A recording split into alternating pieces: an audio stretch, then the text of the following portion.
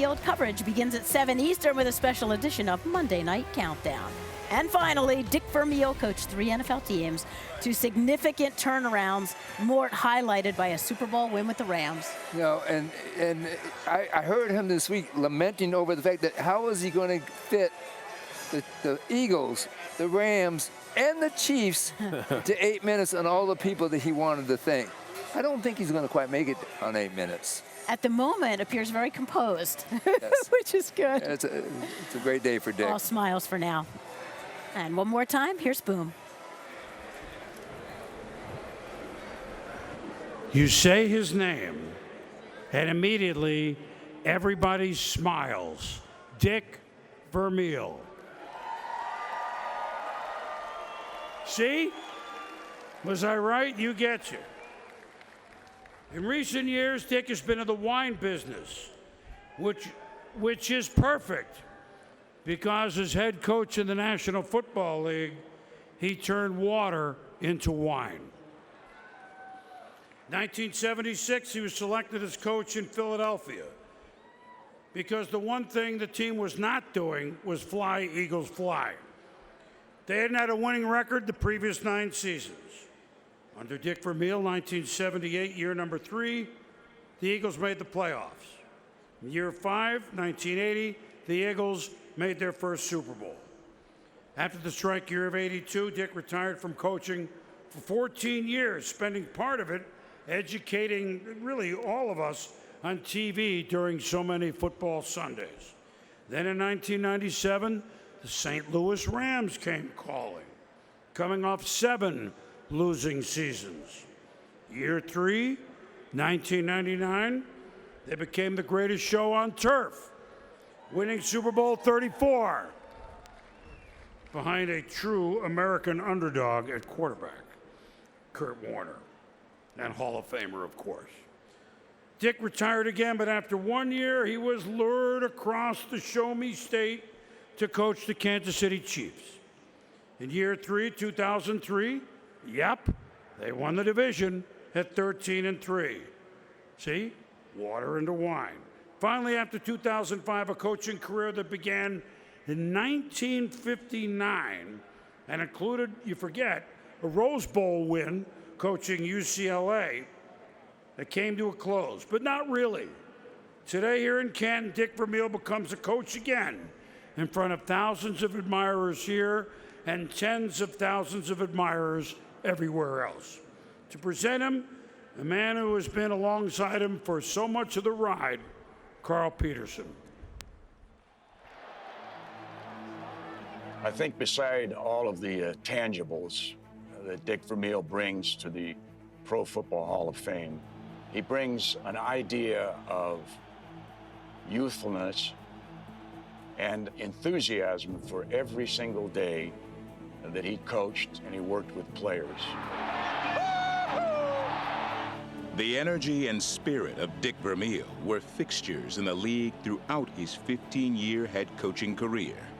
His accomplished tenure included 7 seasons in Philadelphia, 3 seasons in St. Louis, and 5 seasons in Kansas City, with a profound impact everywhere he went. The one thing I knew about Dick was his loyalty to the people around him, to his players, his coaches. In 1976, Vermeil took on a daunting task. He became the head coach of an Eagles team that had not qualified for the postseason since 1960. That's it, get it to him. All right, get it to him, take it. Under his leadership, that would soon change. I'll tell you where you're going. You're going to Super Bowl. No, he's going to Super Bowl's where he's going. Always a man to march to his own beat, Vermeil took a 15-year NFL hiatus. He would remain close to the game, working as a college and NFL broadcaster. Then, in 1997, he became head coach of a Rams team in the midst of its own 7-year postseason dry spell. He said, I want you to know that Kurt Warner is going to take us to where we want to go, the NFL championship. And I must tell you, I know in that locker room, there was nowhere near the conviction from those players. A lot of them were saying, who is Kurt Warner, but Dick had that faith in Kurt. No substitute for explosion out of that stance. That faith was repaid and then some, with Warner and Vermeil teaming up for the greatest show on turf. A stunning 1999 Rams season that concluded with Super Bowl 34. And as they say, you know, the rest is history. And he took them all the way to the World Championship and won it. Dick was capable of doing those things. We won the Super Bowl, did we not, huh? Did we win the Super Bowl? After lifting the Lombardi Trophy, Vermeil would retire once more. Then, in 2001, came another NFL return. It gives me great pleasure to, quite candidly, do something that I wanted to do 12 years ago. This time, he would help the Chiefs end their own division title and postseason drought. Never has it been more important to go to work. So offense, gotta go to work. Defense, gotta go to work. Special teams, let's go. He has the distinguished honor of being named Coach of the Year in the high school, junior college, collegiate, and professional ranks. A serial winner and a consummate leader. I consider the induction of Dick Vermeil into the Pro Football Hall of Fame as a culmination of a magnificent football coaching career. And obviously, I've felt for a long time that Dick Vermeil was more than deserving of this. There won't be a better ambassador to the Pro Football Hall of Fame than Dick Vermeil. I am honored and privileged to present my longtime friend and colleague, Dick Vermeil, for enshrinement into the Pro Football Hall of Fame.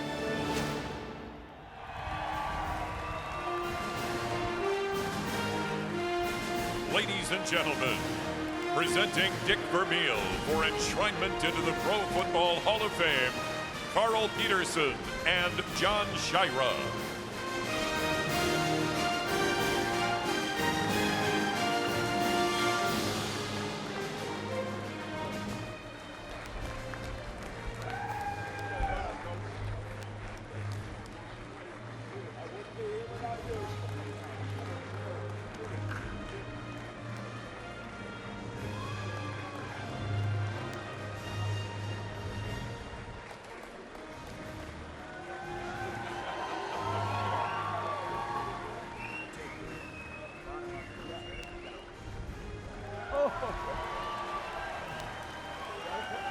What do you think?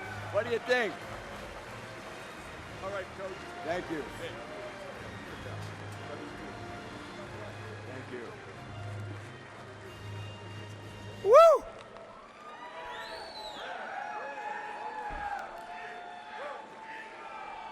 You bet Eagles. You bet Rams. You bet Chiefs. You bet Hillsdale High School. You bet Napa College. You bet UCLA. Thank you. Thank you very much. Carl Peterson, thank you for your presentation.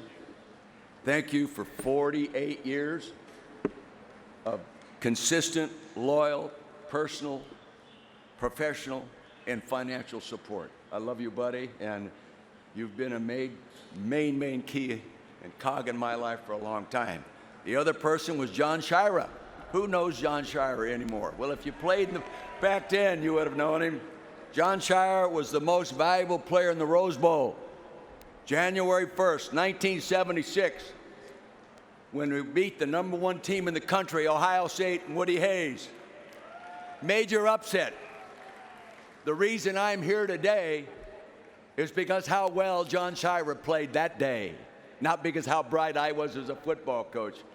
He played lights out. I was fortunate enough to bring him back later, make a safety out of him, because I needed his support. I needed him covering my back. So Johnny, thank you. Thank you very much. Hall of Fame class of 22. What an honor. What an honor to share this stage, this honor with you. Unbelievable. Bill McPherson, love you, Mr. Bryant. Your coach. He worked for me at UCLA and the Philadelphia Eagles. He loved you. He predicted you would be here. Thank you guys for sharing the 2022 class. Thank you, Hall of Famers.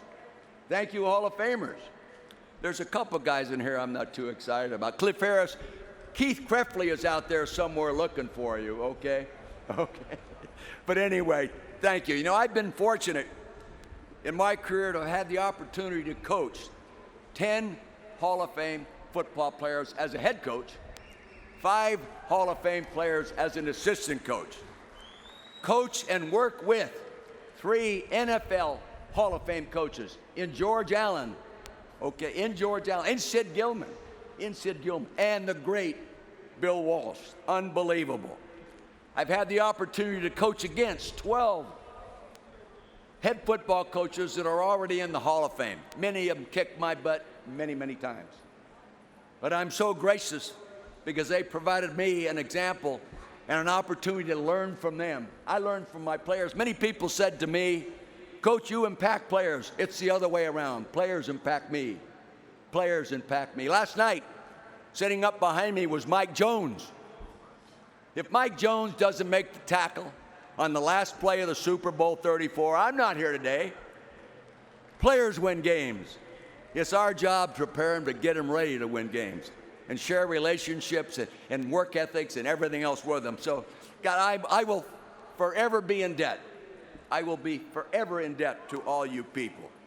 And to be selected now as the 28th NFL head coach to be put in this position to accept a Hall of Fame honor as a football coach is an expectation I never, ever held high in my life at any time. 2 years ago, I started hearing rumors. And I said, well, maybe sometimes it'll happen. I don't know. But you know, I just never put myself in the same category of those other 27 coaches. So I am deeply in debt to so many contributors to my career. In fact, I'm so in debt to so many people. In the time that they allotted me to speak, I won't be able to cover all the bases adequately. But I know this. The first thank you has to go to Sal Palantonio, who presented me to the voting committee. Thank you, Sal. You obviously did an unbelievable job because the voters believed you, and I appreciate that. I do very much. Thank you to the advocates. I have advocates, owners, NFL head coaches, college coaches, NFL players, assistant coaches, Hall of Famers, Hillsdale High School kids. That's Ray Dittinger sitting out there. These guys that back Sal Palantonio. So, and I appreciate it very much, Sal. You must have done a hell of a job to put me up here today. Thank you. Thank you, Bill Wood. Bill Wood, my Calistoga High School, 1,800 people in town, 20 kids on our team. My high school football coach that initiated my thinking about wanting to become a high school football coach. Thank you, Napa College. Coach Paul Lathrop, Glenn DeBose, for providing me an opportunity to initiate my growth, both academically and athletically, and then sending me on to San Jose State as a walk-on. Thank you, Dr. Robert Bronson, Bob Tichnell, my 2 San Jose State football coaches, for seeing talent in me I didn't see in myself. Thank you, Hillsdale High School, Frank Collin, John Gilmer, where's John? My assistant coach, he was my one assistant. 90 years old, drove across the United States to be here. I love you, buddy. Thank you. Thank you, Martha. Thank you. Thank you very much. Thank you to the players on those teams. Oh, my gosh. Where's my Hillsdale guys? Now, remember, here they are. I still call them kids. They're in their high 70s today, okay? My 2 starting guards, my offensive center, the quarterback, and running back, and the captain of the team is sitting back there from Hillsdale Knights, guys. Give me a growl, all right, guys? Thank you for being here. What an honor. You know, thank you, George Allen. George Allen, for providing me my first opportunity to coach in the National Football League as the first special teams coach ever hired. Can you imagine being around George Allen and the kind of staff he had? Ted Marshall-Broda, Howard Snellenberger, you know, unbelievable. George Allen, 71% career winning record. Only 2 coaches in the history of the league have more. Madden, okay, and the great Lombardi, and that's only by 1%. Imagine the impact a man like George Allen can make on a young special teams coach. Thank you, Tommy Prothro, for bringing me back thank you, Tommy Prothro, for bringing me to UCLA to be your offensive coordinator, okay? And then taking me back to the Rams to run your offense in 1971 and 72. I probably got him fired. He was a great football coach, but he thought I had enough experience to be his coordinator coming out of college and then do it in the NFL. And thank heavens for Roman Gabriel. I learned so much from Roman Gabriel. Where's his son? Roman Jr., stand up. Where are you?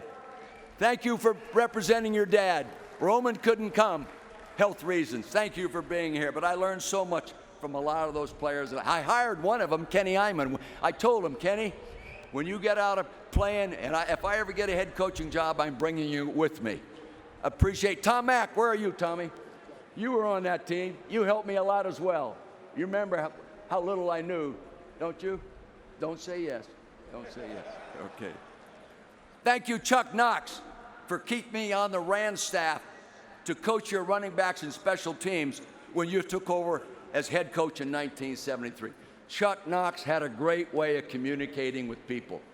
He really did. He had great expressions and intensity. When he got mad, it's amazing how he could light up a meeting room. So thank you, Chuck Knox. And Shirley, I know you're watching today. I hope you're enjoying my Sauvignon Blanc.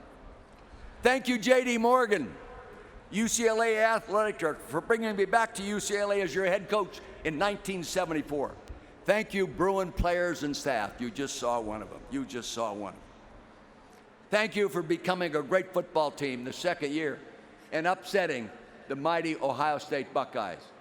If you don't do that, the ownership from the Philadelphia Eagles don't get on a plane right after the game, so help me God, it's the truth, and fly to Southern California, take up hotel rooms in the Beverly Hills, and start calling me, and spent 4 days recruiting me to come and coach their football team in Philadelphia. If my football team in UCLA and my coaching staff doesn't do as good a job as they did then, I'm not standing here today. Thank you, Leonard Toes, owner, not here, passed away many years ago.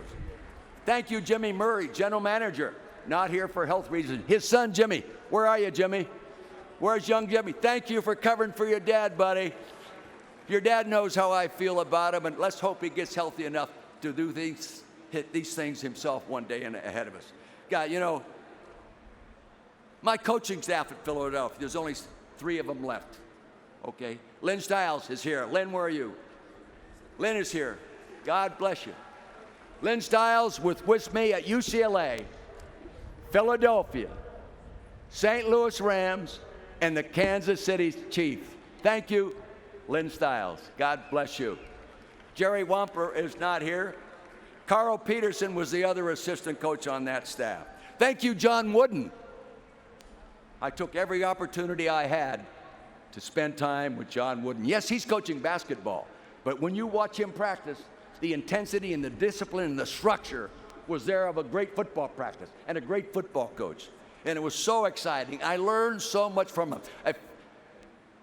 A philosophy he implanted in me in conversation. I think about it all the time. One time I was complaining about the players we lost in recruiting. He said, sit down. I sit down. When John Wooden says sit down, you sit down. I sit down. And he said, now listen, coach. Don't worry about those players you don't have. Just make sure you do a great job of making those who you have the best they could possibly be. You know, and I've operated under that simple philosophy the rest of my coaching career. It is so simple, and someone used common sense. It made that statement. It is so true, so true. So, gosh darn it, thank you, John Wooden. Thank you, ABC, CBS, for bringing me into broadcasting when I wasn't smart enough to listen to people around me and telling me, you better slow down. You can't keep doing what you're doing. I was so insecure. I could hear, but I wouldn't listen. I paid the price for it. Thank you, Carol, for saying it's time to get your butt out of there. And I did. But I'll tell you, I learned so much in broadcasting. Can you imagine have free access to a Don Shula practice meeting room? Tom Coughlin, one of the finest football coaches that ever coached a game. Tom Osborne, and be there and listen to them talk, watch your coaches coach, watch them put practice, look at their game films. Oh, every week I learned something more for 14 years. Thank you to the broadcasters that sat next to me. 2 of them are here. Gary Bender, where are you, Gary? Thank you for getting here. Thank you, big fella. Thank you. Roger Twyble, where are you, Roger? Thank you. We did a lot of games together and had a lot of fun. Brent Musburger could not be here, but he knows I love him, and I know he knows how much he contributed to this opportunity for me to be here. Thank you, Georgia Frontier, John Shaw, and Jay Sigmund. Where's John Shaw? John Shaw, the president. Stand up, John. Jay Sigmund, where are you? Stand up, Jay. Stand up. I want to see you. Thank you. Thank you. Can you imagine a president of an NFL football team today hiring somebody that hadn't coached in 14 years? You talk about guts. John Shaw, I will forever be in debt for the decisions you made. It was just unbelievable. Thank you to my personnel department, led by Charlie Army and John Becker. Charlie couldn't be here today. He's got some illness in the family. But Charlie, you know how I feel about you. You provided me and my staff with so many good football players. Orlando Pace, all these guys, London, I mean, so many of them. Torrey Holt sitting out there, who will be a Hall of Famer soon. They did an unbelievable. My coaching staff, my offense, you know, I'm giving credit all the time for being, what was it, the greatest show on turf? Mike Martz, stand up. Stand up, Mike Martz. Stand up. There's the orchestrator of the greatest show on turf right there. And the rest of his staff. Al Saunders, where are you, Al? All you guys. My Kansas City staff, stand up. Be recognized. These are the guys. Thank you, Al. Thank you very much. I was fortunate enough and smart enough to bring Al with me when I went to Kansas City. Great football coach, great human being. There's other coaches out there as well. They're unbelievable. I know this. Kevin Warren's out there. Now, president runs the Big Ten, guys. He runs the Big Ten. Kevin, thank you for keeping my guys out of trouble most of the time. Okay, most of the time. All right. Well, you know, there are other guys that on that staff. You haven't heard me mention Wilbert Montgomery yet. Wilbert played for me and was responsible for so much of the success we had in Philadelphia. I made a coach out of him when I went back into coaching. Wilbert, stand up. Wilbert Montgomery. Thank you, buddy. You know I love you. The players used to call him Wilbert Vermeil. Okay, so they knew I loved him. John Bunning is here. John both played for me and coached for me. John, where are you, buddy? Thank you for being, I don't know if you got through that party you guys put on last night or not. All right, but I hope you did. But there's a whole group of, there they are. Thank you, John. Thank you, all you guys. Thank you very much. Thank you, St. Louis fans, St. Louis Ram fans. Thank you. You proved you were more than just a baseball fan. You really did when you got involved with our team. Thank you, Philadelphia Eagle fans. You know, I feel so close to you guys. I feel that I know each one of you personally. So thank you for being here as fans. Thank you, you fans at home that accept me as part of your community. Unbelievable. Thank you, Lamar Hunt and Norma. The finest couple I think I've ever met in pro football. Unbelievable. Clark Hunt and Tavia, son and daughter-in-law, came to be here last night and to see me this morning. Thank you for making that effort. Along with them came Andy Reid and Tammy, head coach in training camp, left training camp, flew here to say congratulations to me personally last night. I have never had in my coaching career a better display of respect for someone else in the profession that you were in than what Andy Reid did for me last night. It will always touch me. Thank you, Andy and Tammy. Okay, that was unbelievable. It just, Alan Wright, my equipment guy was with them as well. God darn it, you know, I just wish I had time to go through every one of them. Thank you, coaching staff. You know, my chief coaching staff was unbelievable. Mike Solari, Keith Rowan, Al Saunders ran the offense. You know, someday they're going to start putting assistant coaches in the Hall of Fame. Mike Martz and Al Saunders will be in those classes. Outstanding. Not that the other coaches aren't of the same caliber, But thank you, guys. They're wonderful guys. Frank Gans Sr. coached with me at the Rams. Probably the most complete football coach I ever worked with in every category of coaching. He is long gone, but God, did we lose a great person and a great coach. Fortunately, his son, Frank Gans Jr., was with us in Kansas City. I was so fortunate to have the opportunity to work with 3 great owners, 3 great administrative staff, 3 great personnel departments, and most importantly, 3 outstanding coaching staffs and players. Persons, I know, that's amazing. Persons that just, they put everything else beside and put every responsibility they had in front of them and attacked it with great admiration and great intensity and concentration. What contributors. I'm very sorry to say there are several coaches and now some players that have passed on that I can't say thank you personally to. But I know many of their families are listening, maybe watch it on television. Thank you for sharing your husband. Thank you for sharing your dad with me and making a contribution to me standing or having the opportunity to stand here today. Unbelievable, unbelievable men. I saved my family for last because I knew if I started with them first, I wouldn't get to the rest of it, okay? Thank you, Louis and Alice Vermeil in Calistoga. You talk about original, good old-fashioned American people. My mother had the compassion of an angel. My dad was tough. He taught me hard work wasn't a form of punishment. He always said, and he loved football, if you lived your life the way you learned to play football, everything will work out just fine for you. And I think most of us agree. Thank you, Louis and Alice Vermeil. Thank you, Sister Laura Vermeil Jamona. God bless you. Thank you. Thank you, brothers Al Vermeil.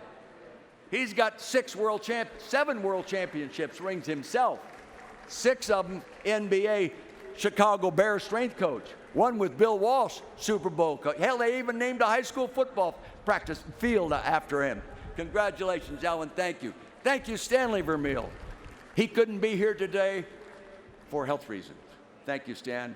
Thank you, family, for covering for me and adding so much depth to my life when I was off coaching football teams and you were covering for my family responsibilities with mom and dad.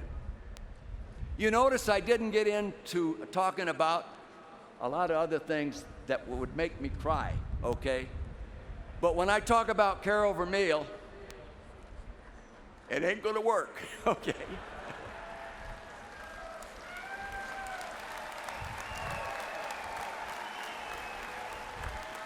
I say this, look at the players, look at the coaches, I hope people see this. Carol Vermeil, as a football coach, has no equal. Never has, never will. Look at them. They know. They know. These guys up here know. She's fed most of them. She's counseled people in marriage problems. She's done it all. So thank you, Carol. 66 years. The only thing I ever put on my body more important than this jacket was the wedding ring she gave me 66 years ago. Thank you. Our children, Rick, Dave, Nancy, their spouses, my 11 grandchildren and 2 great-grandchildren. God bless you. And you know what I'm saying about Nanny. You know what I'm saying about Carol, your mother, your grandmother. She has no equal. She has no equal. And she doesn't like compliments, but everyone that's ever worked with me and coached with me and played for me know that what I'm saying is true. In closing, let me say I will forever be appreciative and grateful for this honor. And about the only thing that will make me feel a little better about me standing here as the 28th NFL Hall of Fame football coach is when I see Mike Holmgren come in, when I see Dan Reeves come in, when I see Marty Schottenheimer come in, when I see Mike Shanahan come in, when I see Tom Coughlin come in, when I see George Seifert come in, when I see Don Coryell come in. Because believe me, if I deserve it, so do they. Ladies and gentlemen, Kansas City Chief people, Kansas City fans, the Kansas City people are the most passionate and compassionate combination of fans I've ever been around. They were so great to represent, and Lamar and all you people, and Carl who brought me there. Thank all of you. Thank the Hall of Famers here. I see Tony sitting there, Mr. Rope sitting right here. You know how much smarter I got when Marshall Faulk showed up in St. Louis? That's amazing how much better coach I became. But anyway, thank all you Hall of Famers. Harold Carmichael, where are you, buddy? Hey, we're hooked at the hip. Kurt Warner, his story is true. Where would I be without Kurt Warner? I wouldn't be standing here. So, gosh, thank you for the contributions all of you guys made. Isaac Bruce, he's in here already. Thank you for the contributions you made to my career, and all the rest of you. God bless you.